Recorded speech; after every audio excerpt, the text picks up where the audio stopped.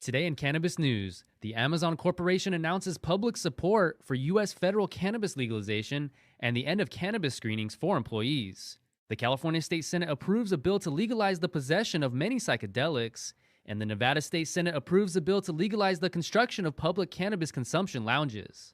It's Thursday, June 3rd, and this is your TRICHOMES Morning Buzz. Broadcasting live from the TRICHOMES.com studios in Southern California. It's time for your Morning Buzz.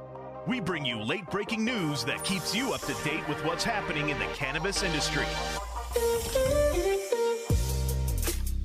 First up, the Amazon Corporation announced this week that it will no longer screen much of its workforce for cannabis and will rather treat it the same as alcohol use. It will remain to conduct on-site drug screenings for all substances such as alcohol and cannabis in the event of an accident. It is also publicly endorsing the Cannabis Legalization Clause and will urge Congress members to back measures to eliminate federal prohibition. Amazon added that the company will press lawmakers to adopt a measure to fully legalize cannabis, which House Judiciary Committee Chairman Gerald Nadler submitted last week.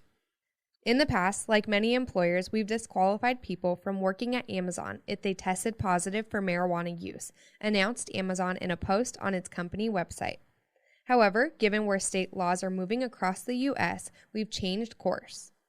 Because we know this issue is bigger than Amazon, our public policy team will be actively supporting the Marijuana Opportunity Reinvestment and Expungement Act of 2021, or the MORE Act, federal legislation that would legalize marijuana at the federal level, expunge criminal records, and invest in impacted communities, the company's post says.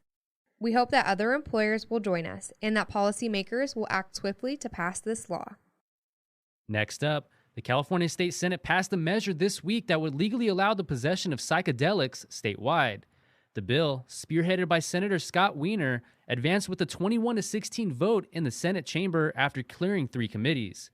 If put into effect, the measure would make it legal for adults 21 years and older to acquire or share a variety of psychedelics, namely DMT, ibogaine, psilocybin mushrooms, LSD, and MDMA. In the particular case of psilocybin, the bill would abolish sections in California law prohibiting the growth or transfer of any spores or mycelium, capable of producing mushrooms or other material, containing the hallucinogenic element. Because of the highly endangered condition of the peyote cactus and the profound importance it bears in Native American spirituality, mescaline produced from peyote is not included in the measure's legislative clauses. The bill initially contained record cleaning and expunction measures for those charged with psychedelics possession crimes, but that provision was deleted as a result of a modification from the author during its tumultuous committee visit last month. The measure would mandate the California Department of Public Health to form a task force to study and make recommendations regarding possible regulatory systems that California could adopt to promote safe and equitable access to certain substances in permitted legal contexts. The deadline for these suggestions is January 1st, 2024. Last up, the Nevada State Legislature has passed a measure that will authorize specific public sites to be established where individuals may lawfully use recreational cannabis. Assembly Bill 341 was passed by the Nevada State Senate this week with a 17-3 vote. It will make it possible to open cannabis lounges besides dispensaries statewide. The Senate added an amendment that allows municipal authorities to implement tighter laws than the state if they so desire. The amendment was approved by the Nevada Assembly, and the measure is now on its way to Governor Steve Sisolak's office for signing or rejection. According to locals, the measure could have an influence on broader areas which already attract pot tourists from Utah. Bringing legal cannabis bought from a Nevada dispensary over state boundaries is unlawful, although with existing state legislation, medical cannabis patients in Utah are essentially exempt. The measure aims to address a concern that arose when Nevada citizens approved recreational cannabis usage in 2016. Presently, beyond a private household, the consumption of cannabis is unlawful.